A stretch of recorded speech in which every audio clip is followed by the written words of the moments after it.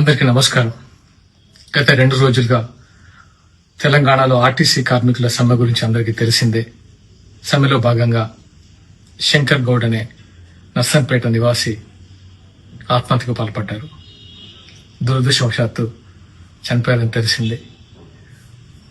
RTC కార్మికులకు నా విజ్ఞప్తి, అన్నా మీరు దయచేసి ఈ ఆత్మహత్యలకు పాల్పడి మీ కుటుంబాన్ని రోడ్డు మీద కీడ్చొద్దు. గతంలో కూడా తెలంగాణ ఉద్యమంలో ఎంతో మంది అమరులయ్యారు తెలంగాణ ఉద్యమ సాధన కోసం. కానీ ఈ ప్రభుత్వాలు వాళ్ళ కుటుంబాలకి వాళ్ళకి గాని ఎటువంటి న్యాయం చేయలేకపోయింది. ఈ బలిదానాల వల్ల ప్రయోజనం లేదు. ఏదైనా పోరాడి సాధించుకోవాలి.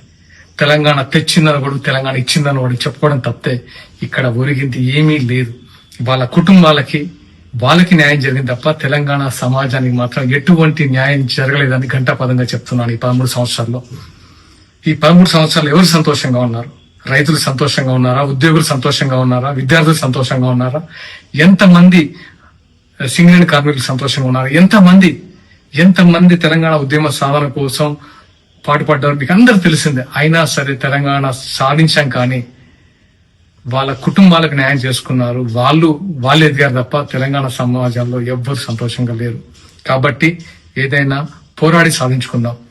ఆర్టీసీ కార్మికులు 38,000 మంది ఉన్నారు. మీరందరూ గట్టిగా పోరాడి సాధించుకోండి. మీ డిమాండ్ల కోసం మేము కూడా మద్దతు ఇస్తాం జనసేన వ్యాప్తంగా. కానీ ఈ కళ్ళబొల్లి కబుర్లు నమ్మి మోసపోకండి. పోరాడండి. ఆత్మహత్యలకు పాల్పడద్దు. మీ శంకర్ గౌడ్ గారి అంటే వాళ్ళ కుటుంబాన్ని తలుచుకుంటే బాధేస్తుంది. ఎందుకంటే ఇద్దరు ఆడపిల్లలు, ఒక అబ్బాయి ఉన్నాడని తెలిసింది. ఇప్పుడు వాళ్ళు కుటుంబానికి ఒక అండ కోల్పోయారు.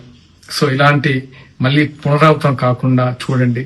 దయచేసి ఇలాంటి కార్యక్రమాలకు పాల్పడి కుటుంబాన్ని రోడ్డు మీద పడేయొద్దు. మీకు ఈ రోజు నుంచి మేము జనసేన వ్యాప్తంగా మీకు సంపూర్ణ మద్దతు తెలియజేస్తున్నాం. అందులో భాగంగానే మీ డిమాండ్లను మీరు పోరాడి సాధించుకోవాలని మరోసారి విజ్ఞప్తి చేస్తున్నాం. Thank you.